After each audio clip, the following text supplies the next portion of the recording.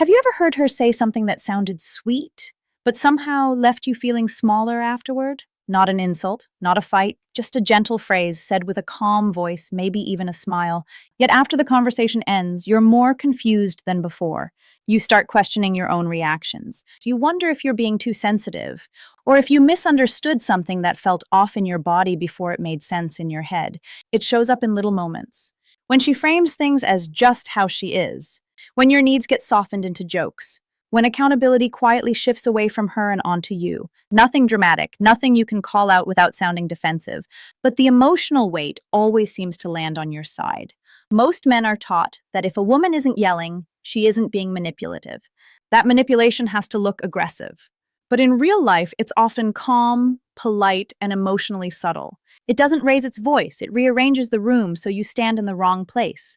This video isn't here to turn you bitter or paranoid. It's here to help you recognize when innocent language is actually shaping your behavior and your sense of yourself without your permission. There are certain phrases that sound very gentle, very sweet. When you hear them, you do not get angry. You do not react strongly. You do not argue back. But strangely, after each of those phrases, you take one step back. You talk less. You ask for less. You start thinking twice before sharing your feelings. Not because she commands you, not because she threatens you, but because there is a vague feeling, if I say more, maybe I am wrong. If I hold my ground, maybe I will ruin everything. That is a very quiet kind of control, not open deception, but psychological guidance through sweetness. Men often ignore these signs because they do not look like manipulation in movies. There is no big scheme, no obvious plotting, just very normal, very familiar, very harmless phrases. And the problem is this: manipulation in real life rarely has an ugly face. It usually has a pleasant one. So you tell yourself, maybe I am too sensitive. Maybe I am overthinking. Maybe she did not mean anything by it. And instead of listening to your own feeling, you start explaining things for the other person. This is where her logic begins. Her logic does not teach you to distrust women. It does not teach you to analyze every word. It does not turn you into a bitter or suspicious man. Her logic teaches you to read the language of power in communication. Who is leading whom? Who is adjusting whose emotions? And after each conversation, what version of yourself do you become? Because the important question is not, what did she say? It is, after she finishes speaking, do you feel stronger or smaller? Manipulation is not always cruel. Sometimes it is just a series of phrases that make you hesitate to express your feelings, hesitate to set boundaries, hesitate to hold your point of view. And if that happens long enough, you do not just lose your voice in the relationship, you begin to lose yourself. Reframe it correctly. Not, I am too sensitive, but I am noticing a pattern. Your role is not to interrogate, not to accuse, not to win or lose. Your role is to observe where you stand after each conversation, recognize the shift, and protect your self-respect. The her logic principle is very simple. Do not react immediately. Identify. Hold boundaries. Adjust your level of investment. In this video, we are going to go through 5 very innocent phrases. They sound light, but if they repeat often enough, they can make you apologize when you are not wrong, doubt your own perception, and shrink yourself to keep a relationship.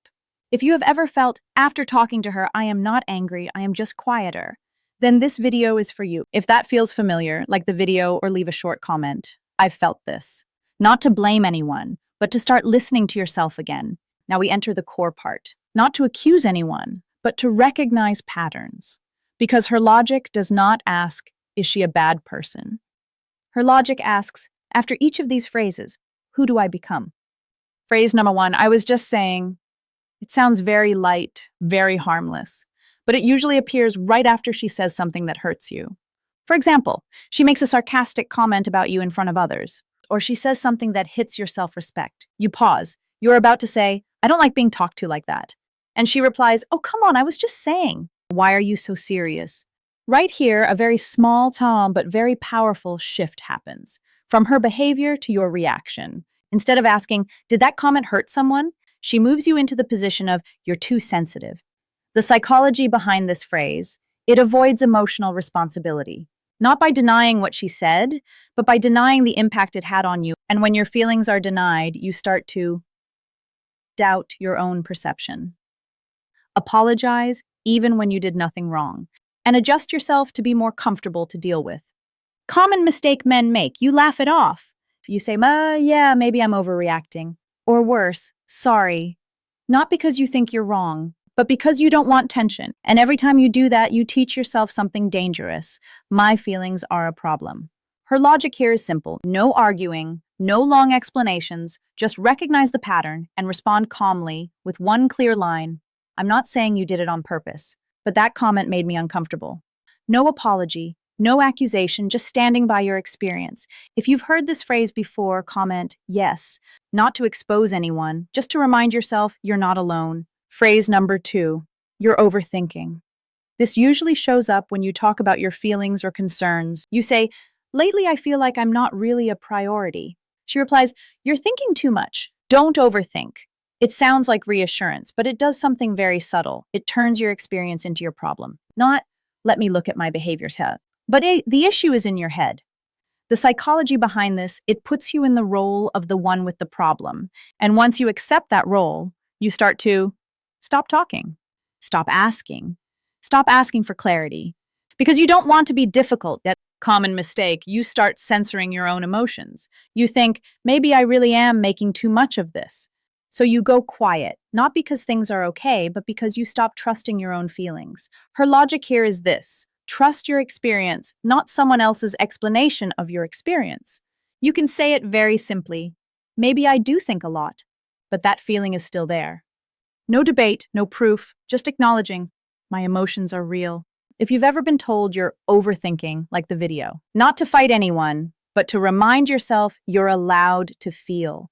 Next are the phrases labeled as care and love, but that slowly push you out of your own boundaries.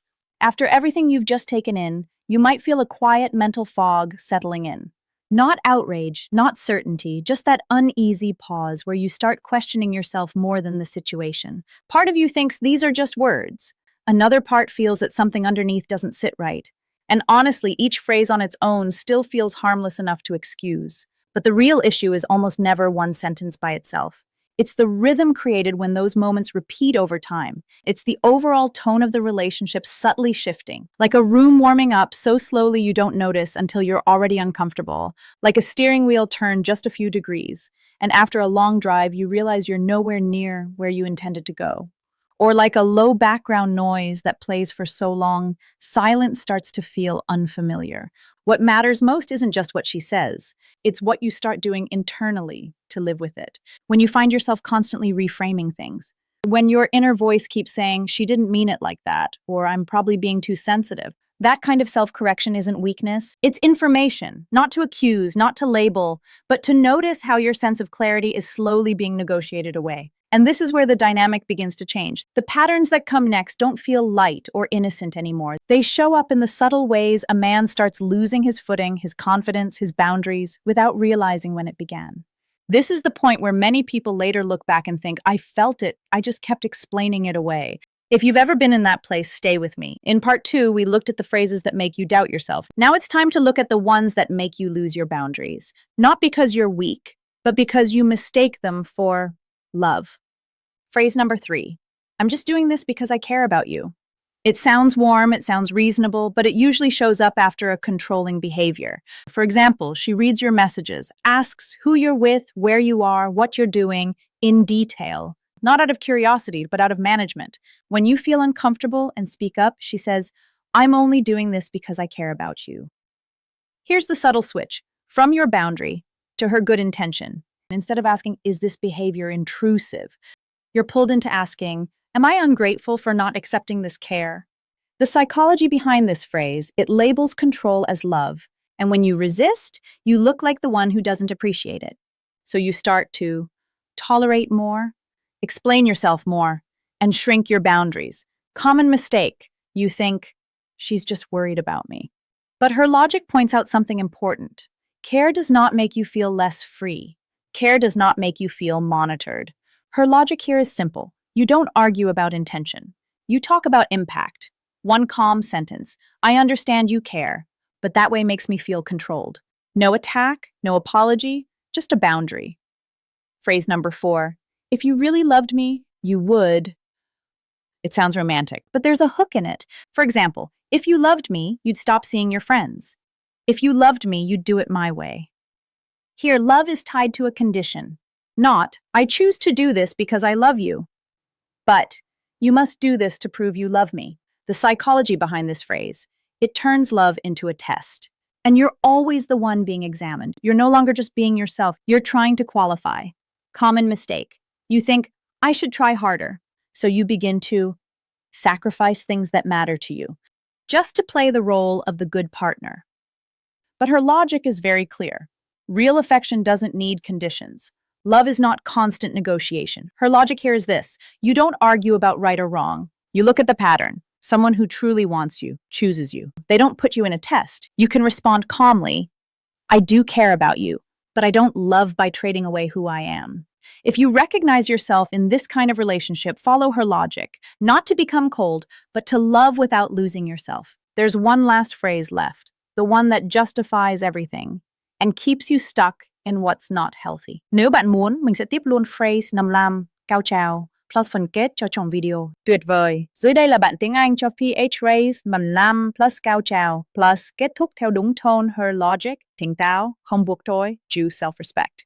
We've gone through 4 phrases. Each one sounds soft, each one sounds reasonable, but each one makes you step back, just a little. Now comes the last phrase, the most dangerous one, because it keeps you stuck in the wrong position. Phrase number 5, that's just how I am. It sounds like self-awareness, but it's really a shield. For example, she disappears, she cancels plans, she behaves inconsistently. You say, I need more clarity. She replies, that's just how I am. You have to understand. Here's what's happening. Not let me look at my behavior, but you have to adapt to who I am. The psychology behind this phrase, it refuses change, but demands full acceptance. And when you don't accept it, you become the difficult one. Common mistake. You think everyone has flaws. True. But her logic adds something important. Understanding someone does not mean abandoning yourself. Acceptance is not the same as self-betrayal. Her logic here is this. You don't try to fix her, you choose the position that fits you. One clear line, I understand that's how you are, and I need a different kind of relationship. No blame, no begging, just a choice. By now, you might see this.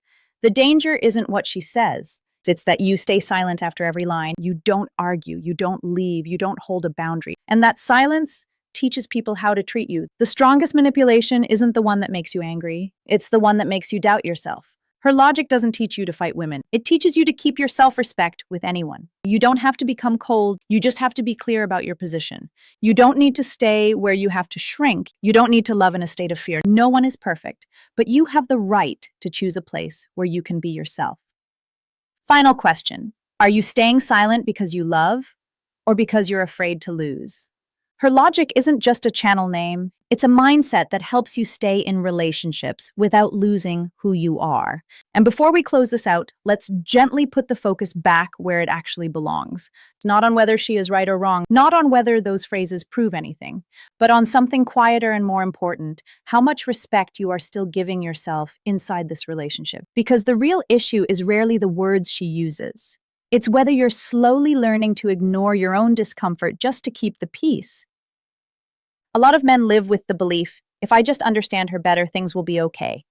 So they explain more, they adjust more, they doubt themselves more, but sometimes understanding turns into self-erasure. And in those moments, staying isn't love anymore.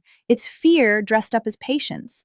Walking away from that isn't failure. It's simply the moment you stop negotiating with your boundaries and start listening to them. That's what her logic is really about. Not turning you into a suspicious man, not giving you tools to control anyone, and not building a mindset against women. Her logic is a way of observing without panic, a way of staying calm when emotions want to rush ahead of clarity. And above all, it's a compass of self-respect, something that helps you stay grounded when a relationship starts to make you doubt your own reality. So before you focus on what her words might mean, ask yourself this. Are you staying because you feel emotionally safe, or because you've learned to silence yourself to keep the connection?